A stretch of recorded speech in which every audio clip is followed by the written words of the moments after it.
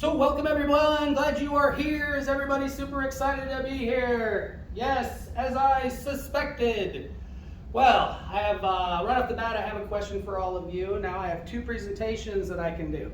The first one I call Gone with the Wind. It is a great movie, but it is long. And then I have the short and sweet version. Who would like that one? Yes, every time.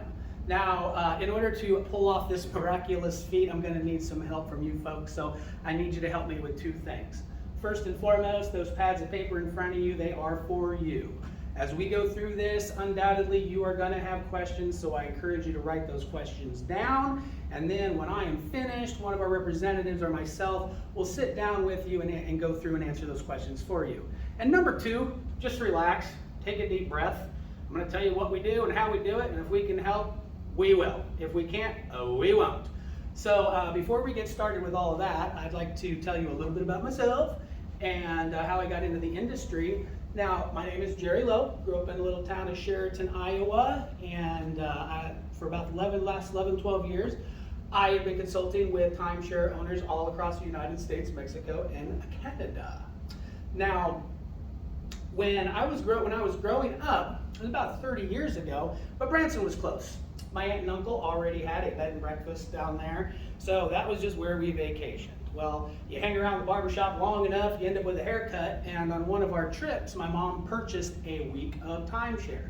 Now back then it was a fixed week. You folks up here that have been, 15-ish years may have had that, bought a fixed week, but it was great. It allowed us to be able to go down there and have a guaranteed vacation every single year. My mom thought it was a great investment, and plus she said they told her that if she wanted to go, or the family wanted to go somewhere else other than Branson, we could use this company called RCI and trade it around and go different places. So it was great. It was awesome, especially for a kid that grew up in a small town in southern Iowa. Condo was great. It was cool, I finally had a refrigerator that was big enough to fit a pizza box in, so we used it quite a bit, it was a really, really good thing, but just like everyone in the room, life changes, priorities change. For me, I was getting kind of bored of going to Branson, and I was doing my own thing, kind of been there, done that. My mom had a job opportunity, and she actually moved down there, but no harm, no foul, right? Because she could use this RCI thing, and she could trade it to go other places. Well, what she found out was not only did it cost more money to do that, but she had to put a request in for like 3 vacations and then wait around and see which one they would let her go on. So very difficult to use for us to get the where and the when, and the how. So years went on, that maintenance fee, or not the maintenance fee, but the timeshare just became out of sight and out of mind until that maintenance fee would drop into the mailbox every year right around Christmas, reminding my mom and I that we had this timeshare. Now, when was it? Probably about 15 years ago, she gave me a call and she was super excited. She goes, Jerry, this company called me and they said that they have a buyer for our timeshare, and all I had to do was send them a check for $500, and in 3 to 6 months, they're gonna send me a check. And I'm like, a check for how much? And she goes, well, I'm not sure. They said a lot. So I was a little skeptical, but needless to say, in 3 to 6 months, 8 months, 9 months, that never happened. The check never showed up. That company kind of faded off into the woodwork, and there my mom was stuck with that $500. She's out $500, and she still has the timeshare. Well, I'll get into this a little bit later. It was a little bit of divine intervention, actually. But in 2012, she was able to get a divorce. She divorced her timeshare, folks. So that means for the last 12 years, she has been timeshare and maintenance fee free, and hasn't had the burden of that. So didn't mean we had to burn our luggage. Now all that meant was we get to go where we want to go, when we want to go, stay where we want to stay, and we're going to pay what we want to pay and only pay when we go. Now, some of you may have experienced parts of this, some of you not, but that's what I'm here to talk to you about. Because you probably don't realize that when you purchased your timeshare, you also married that resort. And you probably also don't realize that all the terms and conditions that you signed for in writing were not properly spelled out or explained to you. And that is what I am here to do, okay? So, if a divorce is what you seek, we are simply here to help. But before I get into all that, I want to know a little bit about you. So, in the spirit of keeping this short and sweet, I'm looking for 3 bits of information. What you own, how long you've had it, and what those maintenance fees are getting up to annually a year. So we'll just go out around the room and start here. John and Lisa, okay, Westgate, 15 years, $1,800, yada yada yada, do do do do do do do. Okay, great. Thank you for all that information. I appreciate that. Now, who are we? Well, who we are is Southwest Exit Strategies, sorry, frog in my throat. We're based out of San Antonio, Texas. We have a staff with over 2 decades of timeshare knowledge. We have terminated thousands of timeshare contracts, helped thousands of families say goodbye to their timeshare. We are here to offer immediate financial solutions. Now, I want to make one thing very, very clear. I'm not here to buy it. We are not here to sell it. We are not here to rent your timeshare. But as far as that goes, is there anyone here that has ever thought about getting rid of these things? Yeah, a few of you? Okay, well, you're not alone. 91% of folks out there have thought about doing it, and 68% actually act on it. And by acting on it, I mean actually tried to use the resale market like my mom did and actually tried to sell it. Anyone in here try to do that? No? Okay, good. As we go through this, I'm going to explain a little bit more on why that's a good idea to hold off on that avenue. So 91% have decided, thought about it. 66 or 68% have thought about doing it. Now, 15 years, mine bought hers back in 20 years ago. So back, I don't know if it was a fixed week, that's floating week, I believe, with your Westgate. But when my mom bought hers back in the day, it really was a perfect system. Now, what I mean by a perfect system is, the developer would build a resort, and it would have condos in it. They would take one of those condos, and they would be able to sell it. Well, there's 52 weeks in a year, so they could sell 52 weeks, but they held 2 weeks out just for maintenance and painting and whatever. But they could sell that one condo 50 times. So you owned week 20, that was yours. That was condo 101. Pack the kids in the van and head on out and have your family trip. And then week 21, next family would come in, and just like clockwork, it was a really, really good system. And they would sell 95% of that out, and then what would they do? Well, they'd just take a few steps over, and they start building another building and start that process all over again. Now, what they did also is they ended up deeding that property. Now, what that deed meant was, it's a lot like your house. Even though if your house is paid off, what do you still have to pay? Right, you got to pay your property taxes, you got insurance, So by deeding these weeks, what it did was it made sure that those developers had that money coming in over and over and over again. You had the deed, it was cool, felt like you really owned something. They had you on a deed, and they're like, this is really cool. Now we know we're getting our money, one way or another, because it's a deed. So a little simple math, the average maintenance fee on that, $600 for the week. Now, if you could sell one condo 50 times, and you're getting $600 for every one of those weeks, that's simple math. That's $30,000 they're pulling in every single year to maintain a 1, 2, 3 bedroom apartment, right? Because that's essentially what they are. Now let me ask you this. If every year I wrote you a check for $30,000, how nice would your house be?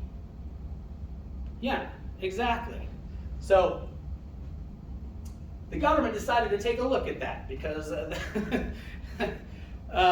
they decided to open the books on the timeshare industry and see really where all that money was going. And what they found out was that 29% of it was going to the resort, But where do you think that other 71% was going? Huh? Yeah, exactly. It was going right into the pockets of the developer. To give you a little example of this, is anyone familiar with the Queen of Versailles?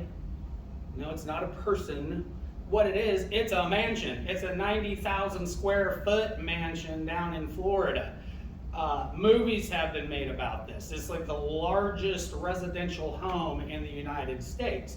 And who do you think owns that thing? You ever heard of a man by the name of David Siegel? Well, he's Westgate's developer. Okay, so the government actually, after looking into the books and seeing what was going on, they decided that they needed some regulation, okay? Because before the government stepped in, it was the wild, wild west. They could do whatever they wanted to do, and they could literally keep 71% of your maintenance fees and put them in their pocket and buy big old mansions. So the government put a stop to that and said, okay, this is what we're gonna do.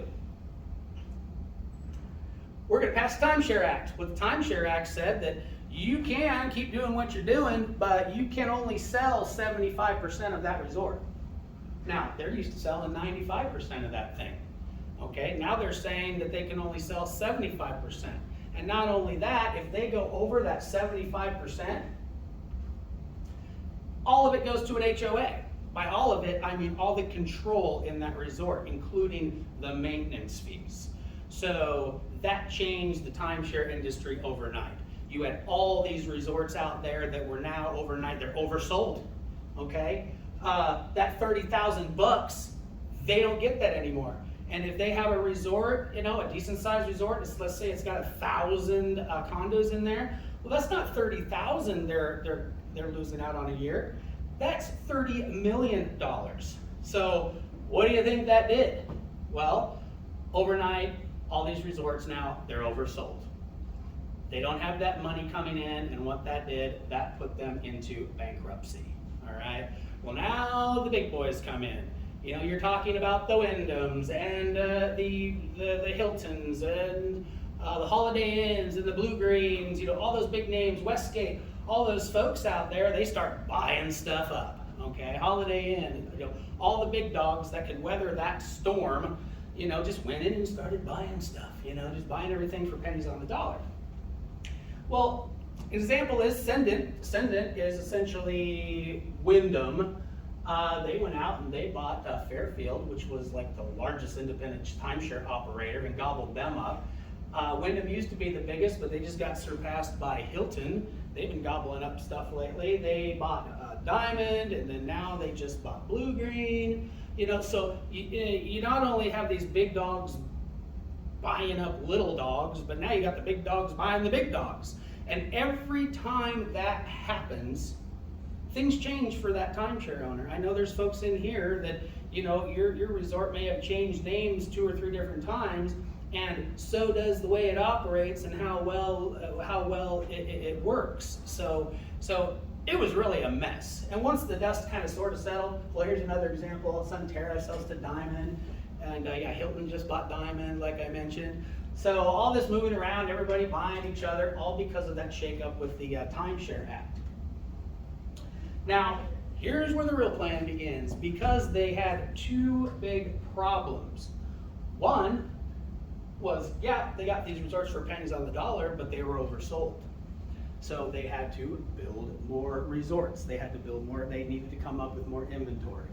So they're building more buildings, and in order to keep their control over that maintenance fee, there's no way they're even going to get close to selling 75% of it, because then they lose all their control and all their money. So they only were going to sell 50 to 60% of it, and they were going to keep that rest of that inventory to themselves. But what that did, it pulled them out of the red, got them in the black. They started making all their money again. And just out of curiosity, if you could only sell 50 or 60% of your resort now, what would you do with all that other inventory, right? Well, things like this. Wyndham's sponsoring golf championships. You got other big names sponsoring bull riding and all these different events that are sponsored by these timeshare companies. Well, the reason being is they can't sell all the timeshare. They can only sell 50 to 60% of it. What are they going to do with the rest of it? Well, they go out and advertise it and sell it out in the open market. So a big shift from back in the day when my mom had her own week that she could use primarily in one spot and not have to worry about anybody touching it. It was exclusive. She was surrounded by other owners. It was not open to the public, all right? So here's the next problem they had. Well, last time they tried to sell all those weeks, that ended up bankrupting the industry, right? So what did they do? They fixed the problem by creating a problem. What they did is they basically invented their own currency. They invented this points program. Now, simply stated, you can only sell a week of timeshare 50 times. There's only so many weeks in a year. But if you're using points, well, how many points could you sell? It's indefinite. They made up the currency themselves. So points it's liquid. It's made up. It's arbitrary. One place you go and it could take 100,000 points to stay a week. Talked to a gal the other day. She owned this little small deal, and I asked her if she was on points, and she goes, "Yeah." She goes, "I'm on points." I go, "How many points do you have?" She goes, 3. I go, 3? I go, "What can you get with 3 points?" She goes, "I get 3 weeks." So it's just this arbitrary number, but what it did was it created a problem. And the greatest thing about creating a problem is, hey, usually the people that create the problem, they got the best solution, don't they? So here you are, you have a fixed week. You go in and you want to go to they ask you to go to an update to hear about all the new and exciting things that are going on in timeshare. So you go in there, and what does that update turn into? It turns into an upgrade meeting. Okay, you have weeks, they tell you, that's old technology, you got the VCR, you need to upgrade and get the CD player. Eventually, points are going to take over the world, and you're going to be stuck with that 1 week. You can only go one place. Basically, all the things they told them to get them to buy that fixed week, they say is a bad idea now because points are the wave of the future. So you take your week and you buy into it, and they give you a bunch of points because it's supposed to be more flexible, and you can go wherever you want, when you want, stay as long as you want. And if you had points, they're just simply saying, thank God you didn't buy a fixed week, because now this points is the best time to buy it. Well, with it being an arbitrary number, with it being just something that's made up, okay, this is happening right now as we speak. A week that cost you 150,000 points to stay at is now going to be 200,000 points. So they say they're guarding you against inflation out there. You need a timeshare to protect yourself from the high cost of vacationing out in the retail world. But what are they doing? They're inflating those points, which is the same as money. You got to friggin' buy them and maintain them and pay for them, and they're deeded just like a fixed week would be. So they're playing the inflation game inside of a system that they convinced you to buy into to protect you from the inflation system out there. So they got you, folks, all right? So they create a problem, you come in, they want to take your week, turn it into points, and then you get your points, and you're like, well, shoot, I can't go, I could go, and now I don't have enough points. Well, you need to upgrade. For just a little bit more money, we can get you up in here so you can book out even farther, so you can beat all these other people to the punch and guarantee to get what you want when you want. You see, remember, they're only dealing with about half the inventory. It used to be a timeshare owner it was all timeshare owners in there, but now half of that is opened up to the retail market. So you're fighting to get to where you want to go in a smaller pool of people using points that aren't even worth anything anymore. So upgrade, upgrade, upgrade. It is designed to fail. It's designed for you to still chasing that tail to get to where it'll finally work. And I tell you what, it never will. Because whether you have 1 million points or 8,000 points, you're not going to have the availability, and they're taking away the only guarantee you really had was that dang fixed week that was guaranteed yours every single year, even if it was in the same stinking place, right? Okay, well, not all the guarantees. You still have one guarantee. Anybody know what that one is? Yeah, absolutely. You're guaranteed to pay that maintenance fee. That maintenance fee that is designed to go up, up, up, up, up, and never go down. So those points they made up, that whole system, what that essentially did was you're chasing the rabbit. You're never going to get ahead of it. And then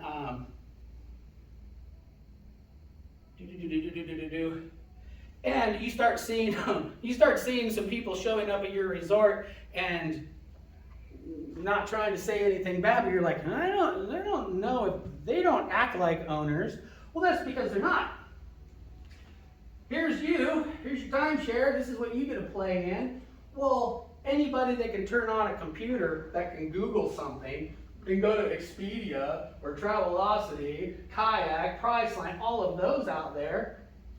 One click of a button and a few $100 and they can stay at your timeshare that you've spent $20,000 odd on with the maintenance fees of thousands, can't get in where you want to go, and these folks just go online and go oh, I want to stay there. Oh, $300 for a week, click, and they're there. Okay, things have changed a lot over the years. That internet has changed the world, obviously.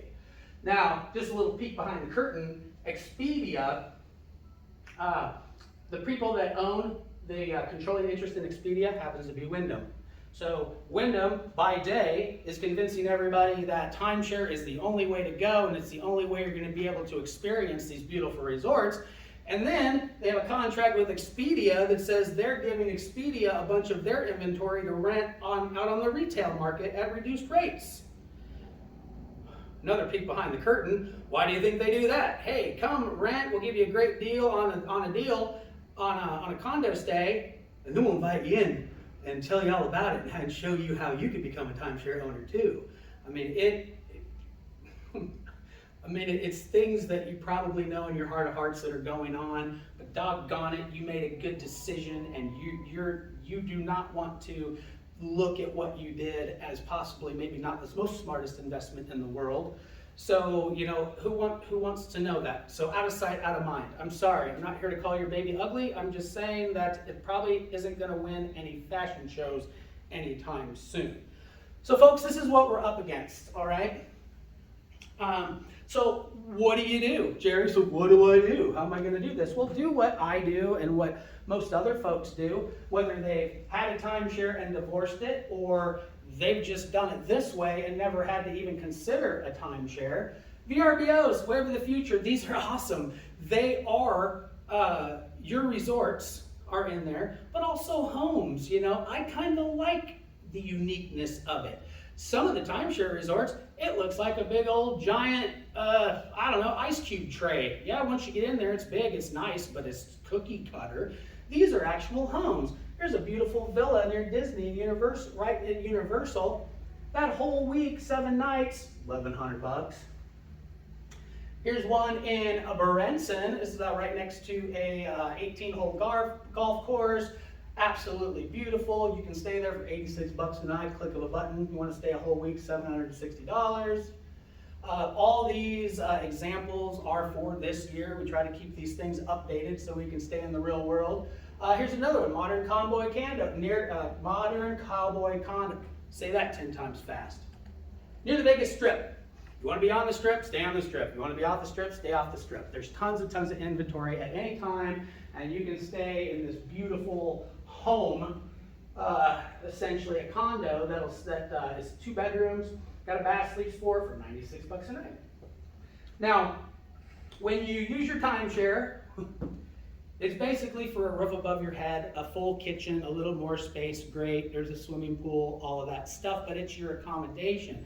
There's more money involved when you go on vacation. Sometimes you gotta fly, sometimes you gotta rent a car. So here's an example of when you bundle things together. It's super simple. Just put in what you want and it'll pop up and give you all these examples. This includes 2 round-trip tickets from KC directly to Orlando. You're staying 7 nights, 8 days in a 1-bedroom suite. Check in on the 30th. Now, I know flights can change in price, but shoot, it's pretty expensive to fly. So the majority of that price is the airfare, but you're getting there, you're getting back round trip, and you're staying at Westgate Lake Resort and Spa at Universal Studios area for $2,100.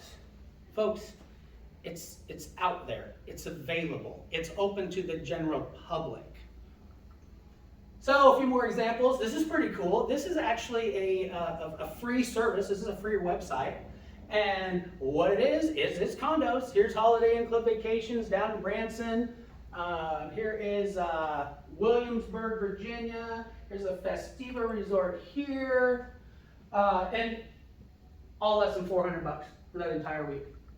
Now, do we have any, oops, wrong button. Now, do we have any military in the room? There's 3, 4, 5, I hear about more and more of them every day from folks like you. If you're military or you got family in the military, you can access, for one instance, the AFV Club. Now, Grandview in Las Vegas. This is in Brazil. This is in, I don't know where that is. Cayman Islands. This here is Grand Palms Village. That's in Surfside. That's South Carolina.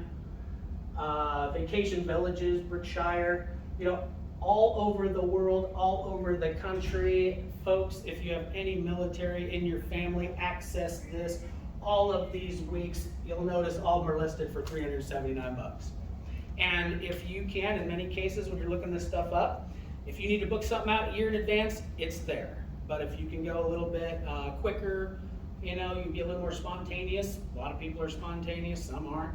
But that number even goes down even more dramatically. So one last example here. Now this one is really cool. This sleeps 14 people, okay? 14 people. You're in a 4-bedroom, 3-bath. You're right next to Disney. Here's a whole house near downtown Orlando. Here's another one. It's a mile from Disney, a 1-bedroom, 2-bath.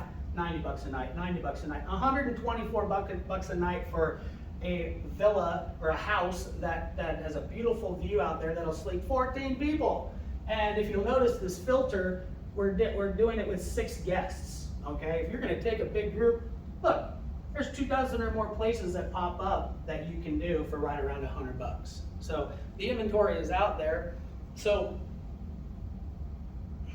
let me ask you a question. If you can go and stay in these beautiful amenities, mixed stick dunes, 2-bedroom, $125 a night, another timeshare resort, if you don't need a timeshare to stay at a timeshare resort, do you really need a timeshare? Folks, no, you don't, but you do. You do have one.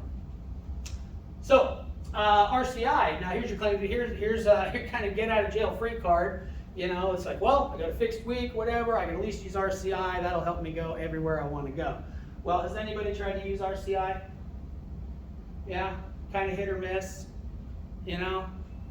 Well, they're up to their own shenanigans from time to time. There was a class action lawsuit that was set against them, filed against RCI, United States District Court in New Jersey. On behalf of all RCA Week members, lawsuit alleges that RCI improperly skims a large percentage of timeshares from the RCI exchange bank system, including many prime timeshares, and rents those to the general public for profit. The lawsuit further alleges that as a result of these practices, the actual experience of many RCI Week members is that they simply cannot find comparable exchanges. Well, if you were part of this class action lawsuit, woohoo, you won.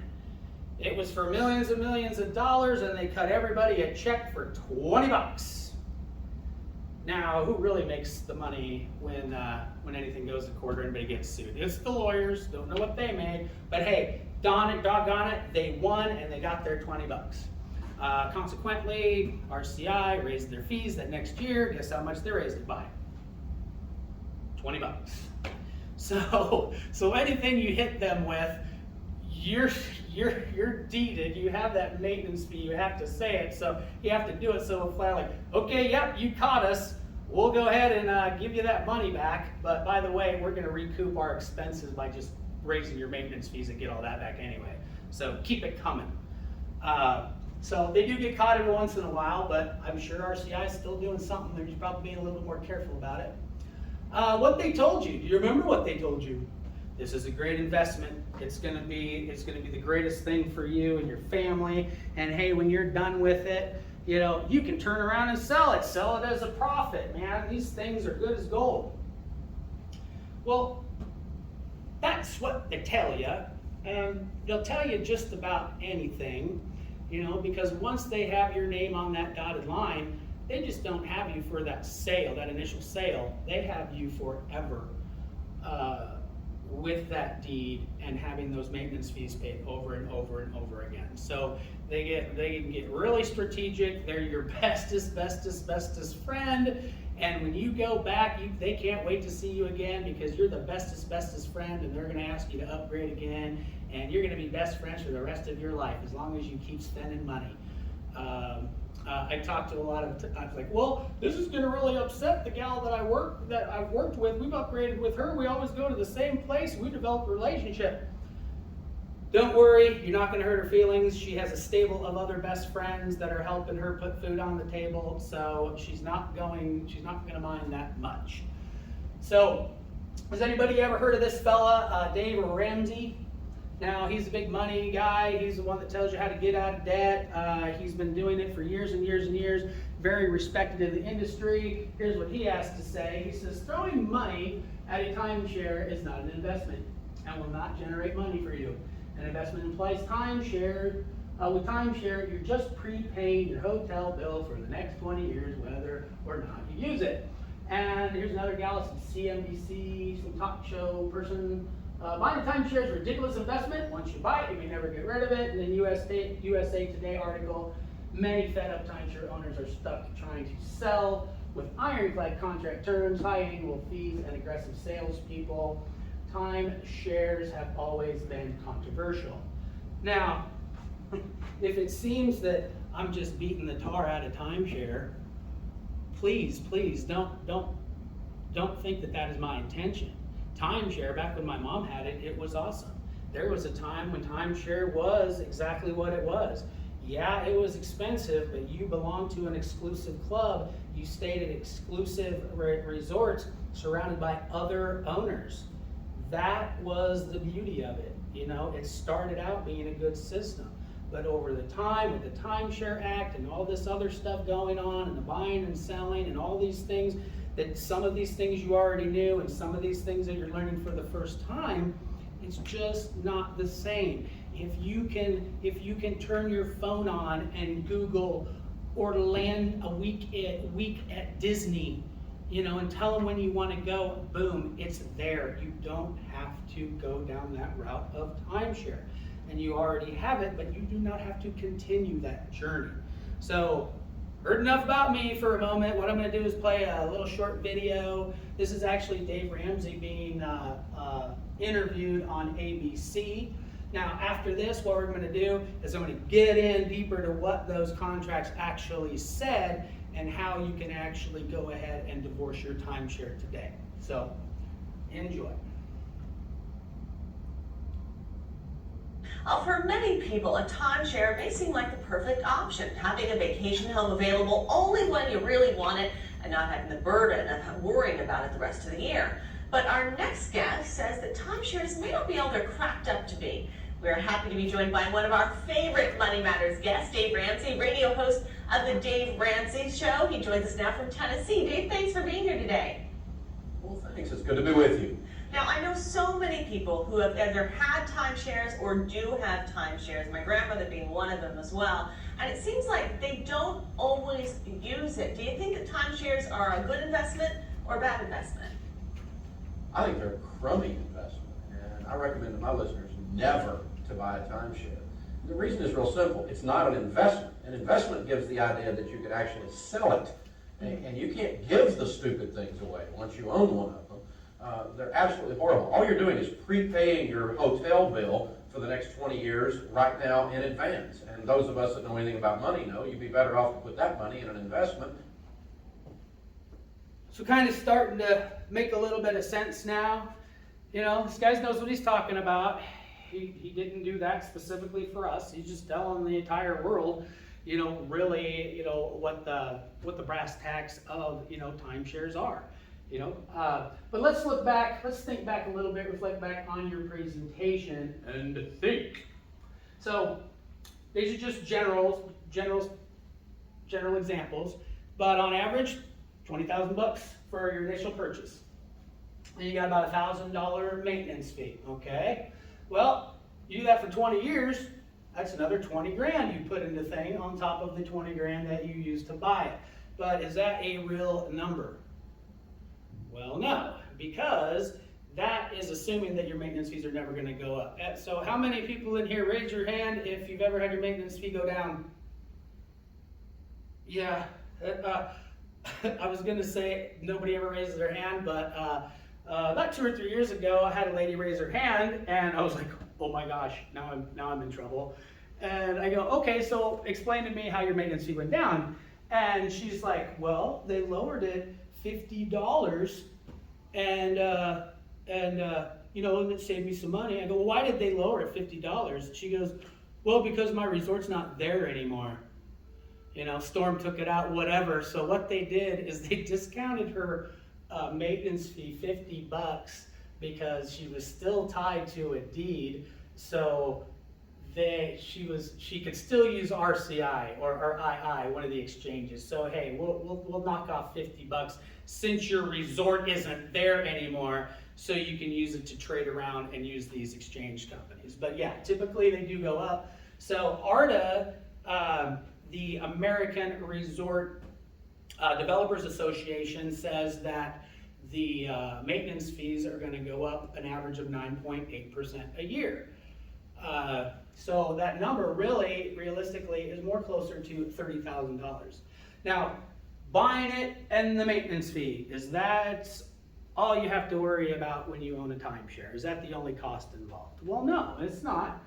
There's a thing called special assessments. Has anybody ever got an assessment? Or know what an assessment is? Yeah? Okay? Nobody? What an assessment is it can be for anything. Palm tree blows over into a swimming pool, and they got to clean it up. It wrecks the fence or whatever. They can send out checks and make everybody else pay for it.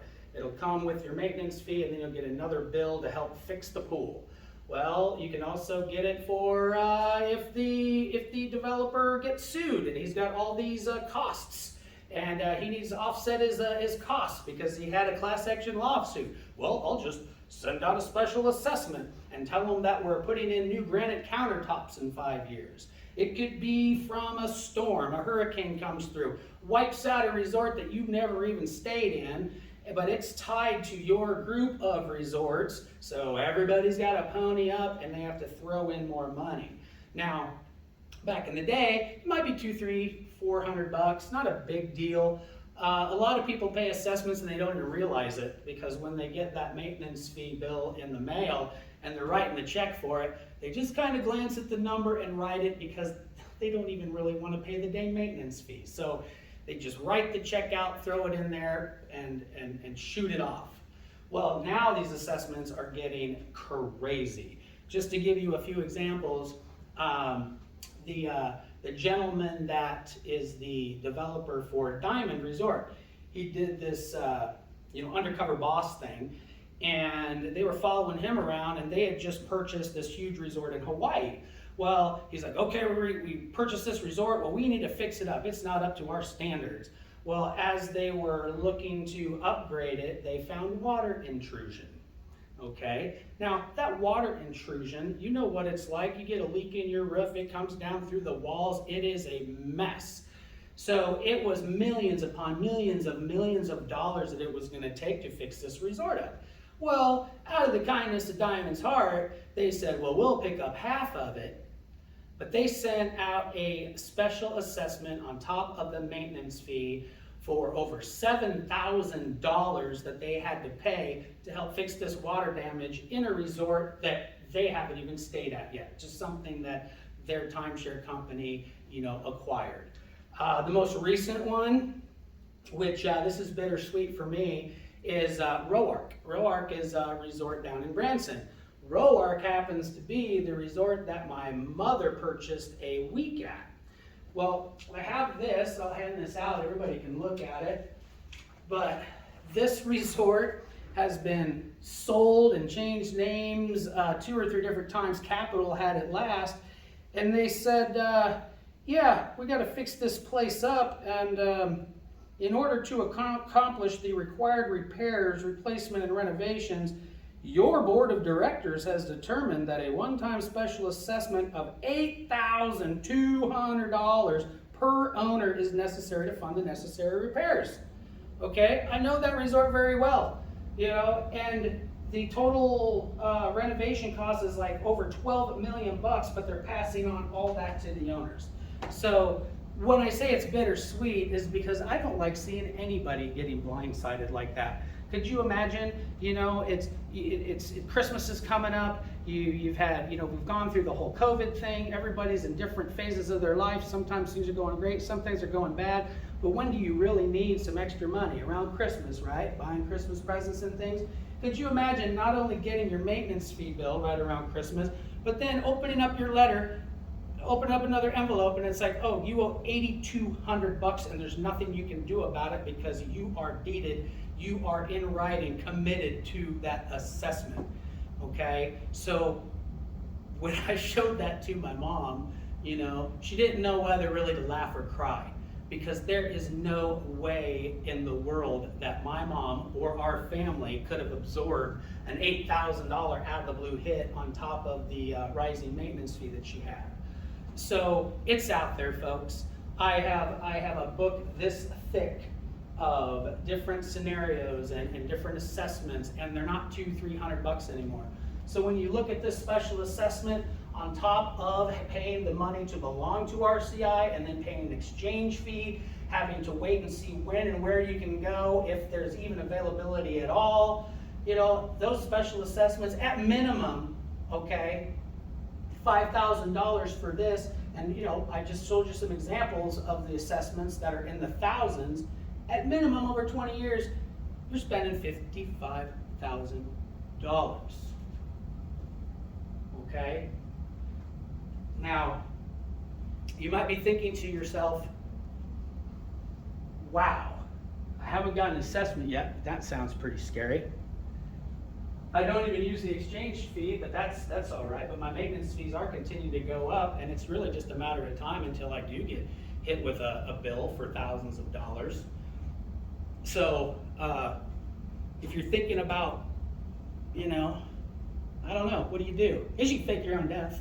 But what do? Everybody ever heard of the perpetuity agreement? You know what perpetuity means? Yeah, it means forever. Not your forever, but your family's forever, and your great-grandkids forever, okay?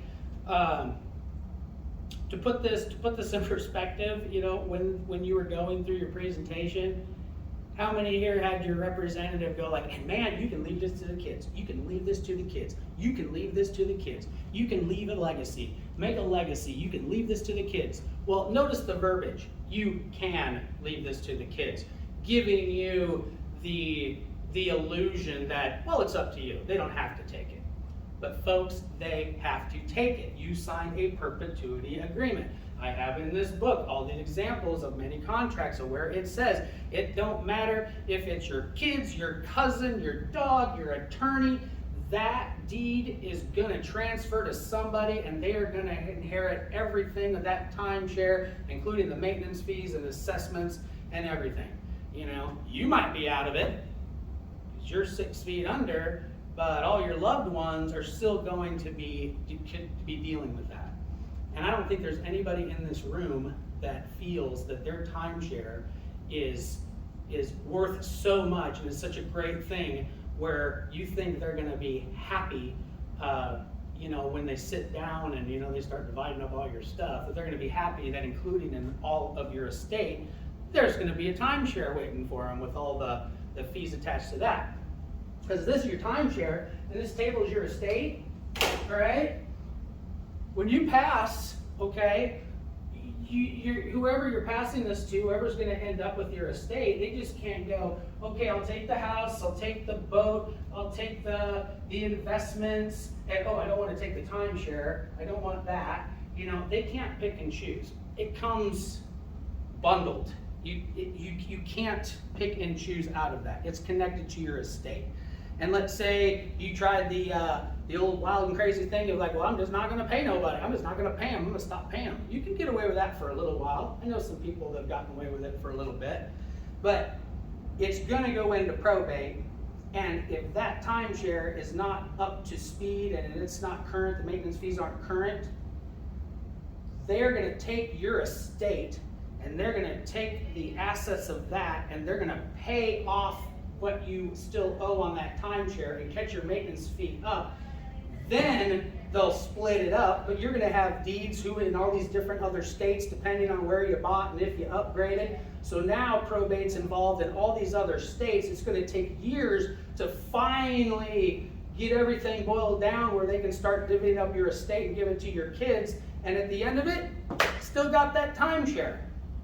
Okay? So I really wish there was some more wiggle room. I wish there was a better way out.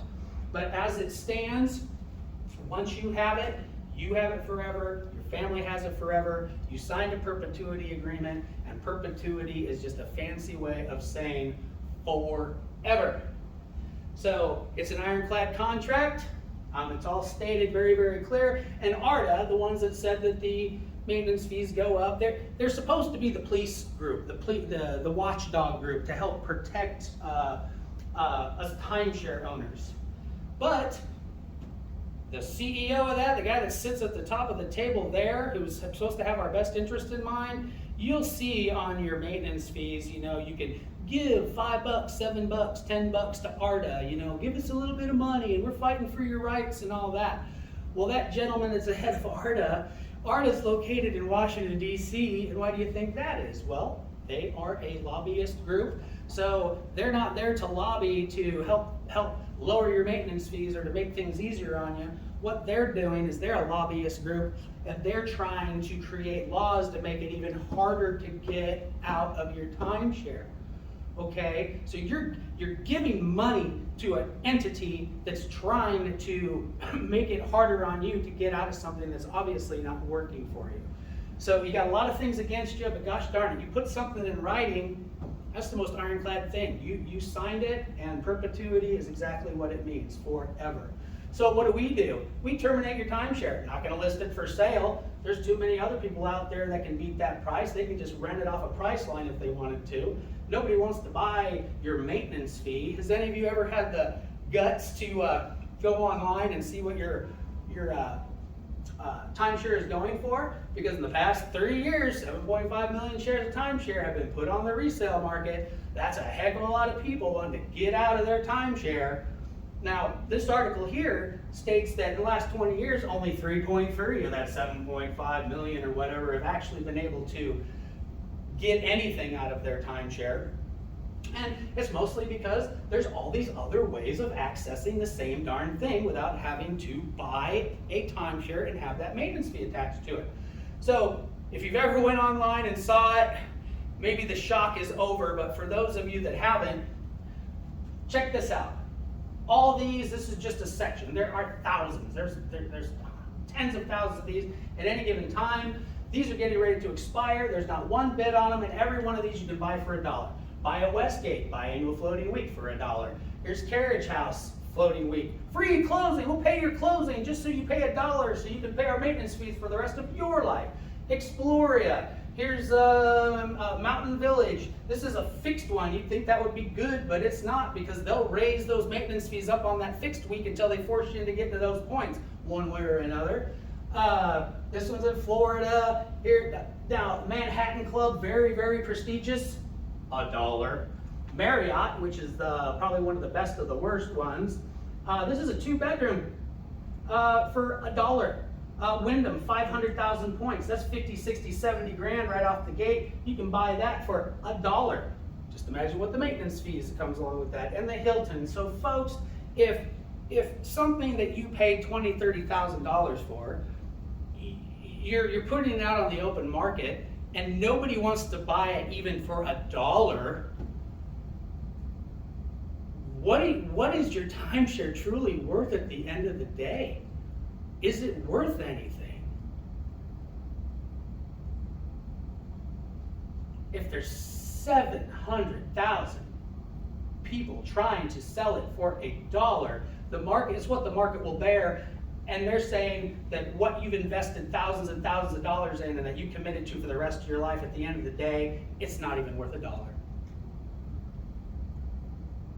So we're going to help you get rid of your timeshare, but what we're not going to do is we're not going to list it, we're not going to buy it, and we will not rent your timeshare, all right? And here, lastly, this is pretty bad, because this is a timeshare. This is Wyndham, Branson at the Meadows, and if you're a timeshare owner, you can try to make your reservation and not get it and pay your maintenance fee anyway, or you can go to this website and just click a button and stay there for $92, $91, 22 cents, $100.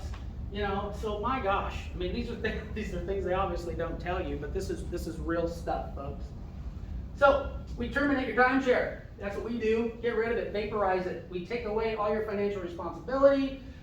What does this mean for you? That means you wash your hands of it. It's gone. You are completely free of the maintenance fees, no more association dues, no more exchange fees. Your name will be removed at the resort level as well as the county level. That county level, that's that stamp, that's that official deed, that's registered at the courthouse. That's what makes it ironclad that you have to pay those maintenance fees. But the thing is, you are deceived. They use deceptive practices, and that's what we use to get you out of your timeshare. I almost said it was easy. It's not easy. But the thing is, the only way we won't get you out of your timeshare is if they didn't fib at one time and they let you go through that entire contract and you agreed to everything. And I know that never happens. Timeshare is a very difficult thing to sell if you tell everybody right up front how it really works, like I am today. So,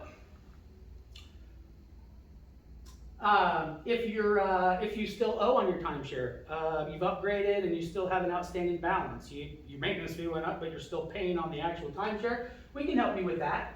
That's no big deal, because what they do is they say, you sign a 10-year note. We got to change this, because the lowest one I saw lately was 16.9. So high interest rate. If you buy it for $20,000, in 5 years you still owe 16. You've only paid off what, $3,600, and you still owe over 16 grand. That's because it's all front-loaded interest. That's another thing they don't tell you about when you go in and upgrade or if you buy a thing. So we can help you, even folks that still owe on their timeshare. Now, at this point, you know, you're probably thinking, okay, I get it, yeah, I know it, I always knew that my timeshare probably wasn't the best thing I should do, but come on, what the heck is this thing gonna cost me? You know, are we there yet? All right. Now, after today, what you can do is you can set an appointment down at our home office down in San Antonio. They'd be happy to set up an appointment, sit down and visit with you, and you can say goodbye to your timeshare for $14,995. Since you're here with us, divorcing your timeshare today with us here, we offer a special, and you can do that for as little as $9,995 today. Now, multiple deeds, that is per deed. If you have multiple deeds, no big deal. We'll sit down, we'll explore some options for you there, but we can help with that as well. So, I know what you're thinking. It's like, oh, Jerry, you just told me about all this money that I spent all this money, and now you're telling me that I have to spend more money to get out? It's exactly what I'm saying. Now, I don't know what's going to happen the next year, or 2 years, or 3 years, or 4 years, but what I do know is that if we just added a 0 to the back end of these maintenance fees, looking at 10 years, that's guaranteed. That's $18,000. That's if your maintenance fees never go up, etc., and so on. You know, I don't have to tell you that that's a lot of money, and that's a guarantee. That will happen. It's going to go up at least that much. We just don't know by how much, because they're always creeping their way higher and higher and higher. So yes, you have really two options. You can keep paying that money to stay in your timeshare, or You can divorce your timeshare today for as little as $9,995 and be done with it and stop that bleeding. And you can use all that money you're saving on that maintenance fees in the future and actually use that to go where you want to go, when you want to go, stay where you want to stay at your own price point and have control once again over your vacations. Now, how are we going to accomplish this great feat? Well, it's simple. It's in writing. We have a 100% money back guarantee. What that means is, we have a merchant account. That merchant account doesn't let anybody go out there and sell whatever they want and start swiping cards willy-nilly. What we had to do with being in Texas, they said, yep, we know what you do. You're a great company. We want to support you, but we want to see a 100% money back guarantee. So that's what we did. That's why we only accept credit cards. That protects you and it protects us. That way, if we don't perform and we're not able to do what we say we're going to do, within 10 business days, you get every single cent of your money back, and we put that in writing, folks. So, just a few more things I want to touch on. Now, RCI, you can bank your points in there. It doesn't work that great anyway, but if you have some leftover points and you want to divorce this thing, you can move your remaining points and dump them in there, so you can try to use the little bit that you have left. But RCI and Interval International, they're supposed to act like a bank, but does your bank, after 2 years, just take all your money out because you haven't spent it? That's what RCI does. Yeah, you bank your points that you paid for, and if you can't use it or don't use it, they expire and that money just floats off into the air and it goes bye-bye. So let's look at something here. Past 5 years, have you been on a plane? Have you rented a car? Have you stayed at a hotel? Have you went on a cruise? Have you vacationed outside of your timeshare? Well, sure you have. So like I said, take that money that you're saving by divorcing your timeshare and use that money and go where you want to go. Get your power back over your vacations again instead of dragging that maintenance fee, behind you, half the time not even using it to go where you want to go, when you want to go. So lastly, if you're thinking about faking your death or assuming a different name or just stop paying, sometimes timeshare owners become so disenchanted they try to make the problem go away by just not paying it.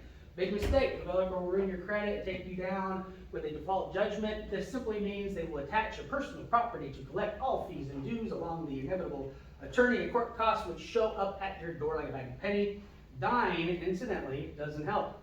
Your heirs will inherit the timeshare, along with it, the ever-escalating maintenance fee. So I wish there was another way. I wish there was another magical way where poof, it could be gone. But the only way that we've found over the last 12 years is doing it right, doing it the legal way. There's a reason we have a 100% money-back guarantee. We're not in the habit of taking folks' money just to turn around and give it back to them, okay? That it really, really does work. Now, here's an example. There's a couple kids. Whether they knew their parents had timeshare or not, they were going through the paperwork. They had it. They crumpled this up, threw it away. Well, 5 years later, they got this, and this is a judgment. It's all legal and everything. They had to pay all the back stuff. They had all these penalties, $90. So if you think you got away with it for a few years here or there, and it's like, oh, cool, haven't heard from them for a while. At any time, they can pop up and send you these judgments and say, okay, legally, you're on the hook for this. So timeshare developers refuse to take it back. Why would they want it back? They make more money off your maintenance fees than taking back that inventory. So I'm passing around these sheets right now. What this is your cost to keep. Simply, it's showing what it's going to cost you to keep it and what it'll look like if you decide to divorce your timeshare today.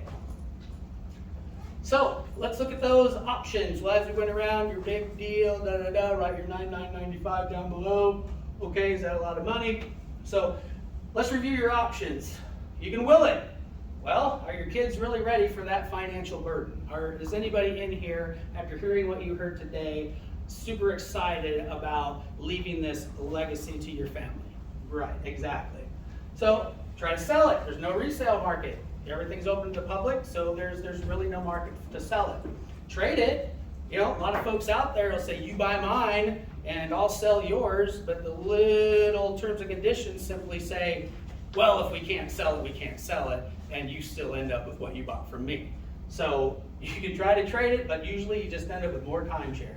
And charity used to be you could leave it to the church, but since timeshare has been considered a debt, that means it's a debt. They're not going to let you charitably give a debt to a church. So you can't even give the darn thing away. And then you can do nothing. And does anybody know the definition of insanity? Yes, doing the same thing over and over and expecting different results. Now, you can't hire an attorney. If you can find an attorney that actually knows what they're doing when it comes to that, yeah, you certainly can.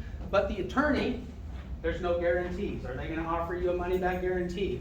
If they don't sell it and do what they're supposed to do, you know, do you have any sort of assurance that it's going to actually happen? Of course you don't. So, remember, after today, you can always set that appointment and do the $14,995. Or today, for only $99.95, we can get you out and we can talk about those people that have the multiple deeds. Okay? So that's it. You have a choice here. You can either keep on paying to stay in, or you can pay today and get out of that thing, divorce your timeshare, and start taking control again over your vacations and your family's money.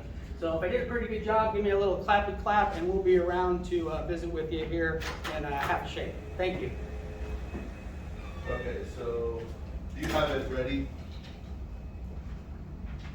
Oh, okay. Why don't you call me back when you're in a safe environment, obviously, and